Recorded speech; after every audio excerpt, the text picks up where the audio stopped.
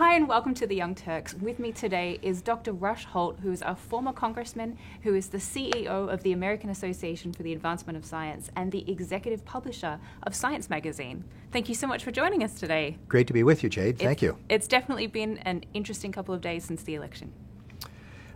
It has, but in science, things are always exciting and changing. Now we face a Trump presidency. What should scientists and us as the science community be doing to advocate scientific progress, research, and development? Well, I'll say, if I remember correctly, what I said back then, because although the election changes some politics and certainly some personalities, the need for science in our society, the need for everyone, scientists and non-scientists, to understand the methods of science, the point of science, the importance of science, those go on. Yeah. And AAAS for 170 years has been advocating for the advancement of science for the benefit of all people. So as one of my staff said to me this morning, this isn't our first rodeo. You're Australian, I know, but that's an American expression. Yeah. You might have done this one or two times before. That's right. Now, AAAS plays a very important role in advancing science and speaking to the political community about the issues that they might be facing at that time. Now, no president is really prepared for some of the science issues they face. I mean, President Obama dealt with the Ebola crisis. President Bush before him dealt with anthrax and wrestled with stem cell research. So if you were advising the incoming President Trump on how he could prepare best, what sort of areas should he be looking at? Yeah, and you go back 40 years, the swine flu vaccine didn't work the way it was supposed to. More recently, the Deepwater Horizon well in the Gulf blew up. Nobody knew how to calculate how much oil was bursting out of that well. And you never think about those things. It's always something. Yeah. And so several things that any administration should do.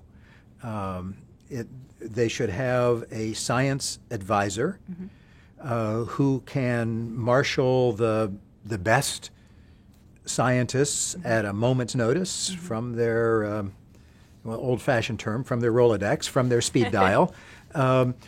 And that person should be in place within weeks from now. Yeah. Now, that's often not done. In some administrations, the science advisor has been almost an afterthought.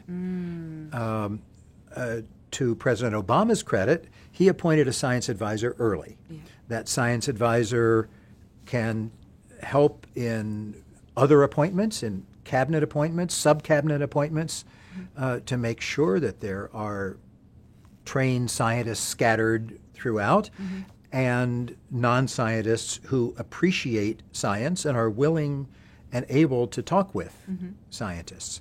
That science advisor should be given authority that puts him at the table with the National Security Council, with the Domestic Policy Council. There are so many issues that have scientific components that aren't thought of as science issues. And so you need someone at the table to say to the Secretary of Defense or to the Secretary of Transportation or whatever, you really should look at what science says about this particular point. So then you're ready. An early appointment of a science advisor who has authority, I think, is very important. And it's because science is everywhere, and it is not just another interest group. It is the source of the best way of thinking about what we don't know. Yeah. And in every agency, there are things that we don't know. And you would like to have the scientific frame of mind, the science approach brought to that. Then the next thing that should be part of any administration is a strong science infrastructure. So Department of Housing and Urban Development, Department of Energy, certainly the Department of Health and Human Services. You want good people in place early, given authority, so that when the crisis hits, and it will, multiple crises will hit in the first 4 years of any administration. You want people in place so that when the Gulf oil well blew up, you could get the Secretary of Energy, Nobel Prize winning low-temperature physicist, but he was able to marshal scientific knowledge and do some calculations on his own. The head of NOAA and the U.S. Geological Survey, they could all get together quickly. They had authority. They had good contacts. And we were, and the Environmental Protection Agency, dispersing the oil may or may, in that particular case, might be good or might be bad. Yeah. Changing the formula for vaccination for an emerging disease might be good or might be bad. Yeah. And so you want the infrastructure in place early, and since you can't predict what it's going to be, you've got to have people who know about transportation and housing and social services and public health. Having the best minds ready to protect the American public. That's right. Yeah. Just on that and the role of science in advancing the making life better for the American public, Donald Trump has pledged to make America great again. What role does science have in that mission of making America great, more competitive, and making the quality of life better for Americans? Yeah, without getting into slogans, I think it's clear that, and economists will say this, that a large fraction of our growth in our standard of living and in our economic activity can be traced to science and technology. Economists will argue about whether the return on investment is 40% or 60%, whatever it is, it's huge. Yeah. And so the investment in science and technology must be made, some of it in the private sector, some of it in the public sector. Some things corporations won't do. The payoff is too uncertain or too long-term, or it won't come. The payoff would come to somebody else. Well, the federal government can do things where the payoff will come to society somehow. The federal government can do things that have long-term investments or particularly large investments that the private sector won't do. But in any case, those investments should be done for the sake of quality of life. In other words, making us great. I don't doubt that the next president, President Trump, will notice that China and Korea, and all of our competitors, but also allies, are investing 2, 3, 4 or more % of their GDP in science and technology, and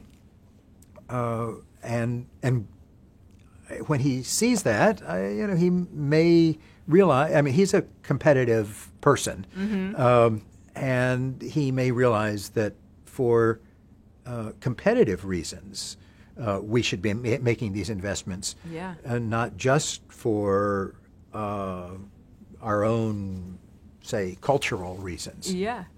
Keeping our leadership and keeping our edge in that space. Now, speaking of leading the world, climate change is obviously an issue that we're all concerned about, and how it will be addressed under a Trump presidency will be absolutely critical to whether or not we can deal with the implications and adapt in time. What do you think that we, the scientific community, should be doing to prepare and advocate for a solution to climate change? It's hard to say where President Trump will be on climate change. Certainly for the Paris Accords, he says he wants to scrap that. He has used climate change as a political attack on the Obama legacy. It remains to be seen how much of that was his political calculation and how much of it was his understanding of where we are on climate change. Yeah. AAAS for 50 years has been speaking out on the human effect on climate and the potentially costly, even deadly effects of that. There's an old saying that science is true whether you believe it or not. Really what that means is the evidence is there whether you choose to see it or not. Yeah. And at some point, you cannot ignore it. Yeah. Climate change is real. Yeah. The sea levels are rising, unmistakably. Storm intensity is increasing, unmistakably. Ocean circulation is changing, unmistakably. So there are, the evidence is there. Yeah. And there's also good evidence about what the what the future has in store, and what can be done about it. Yeah. And so we will continue to advocate for this, and I don't doubt that people will recognize the evidence. Ultimately, something I think I said when I was talking on the Young Turks before was that if you're a betting person, you should always go with the evidence rather than ideology. For sure. And that's the message that scientists and everybody else should be advancing.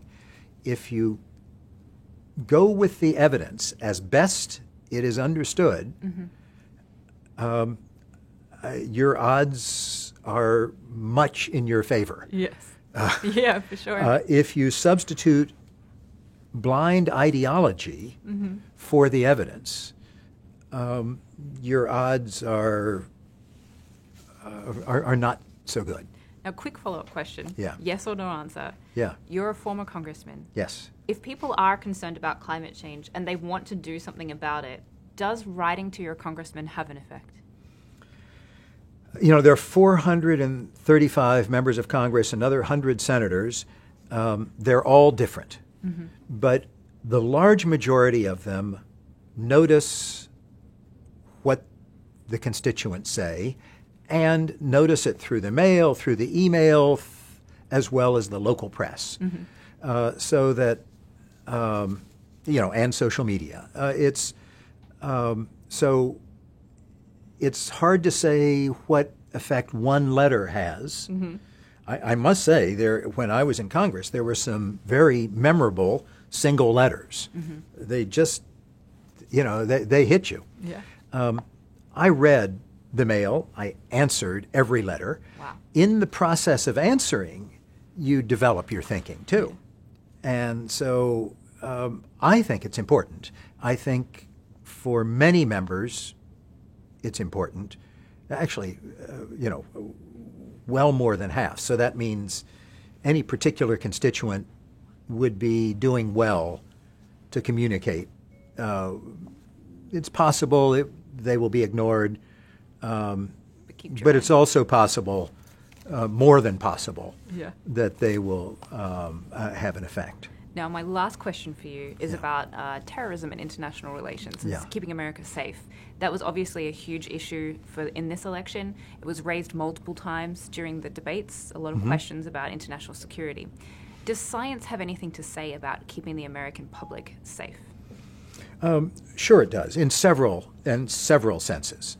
The very idea of science, which is based on openness, based on collecting and curating evidence, in other words, having a reverence for evidence, and transparency, communication, and seeking critique of your ideas. I mean, that's necessary. If a scientist doesn't communicate, she or he is not a scientist. Yeah.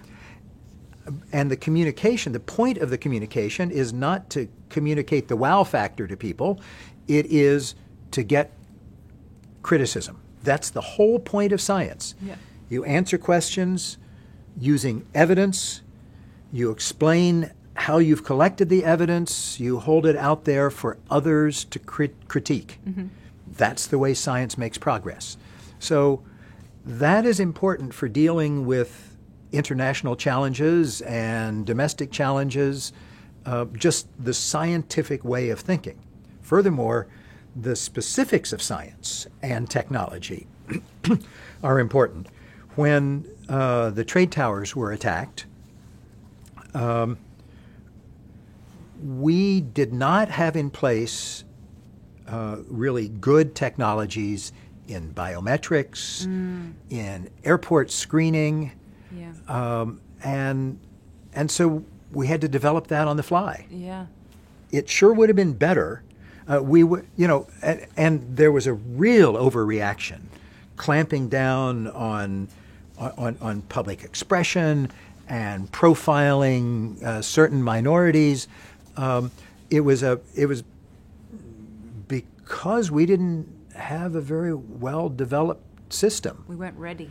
We weren't ready. Yeah. And so being out ahead, making the investments early before you know you have a problem, applies for cybersecurity, it applies for transportation security, but it also applies for public health and education. Yeah.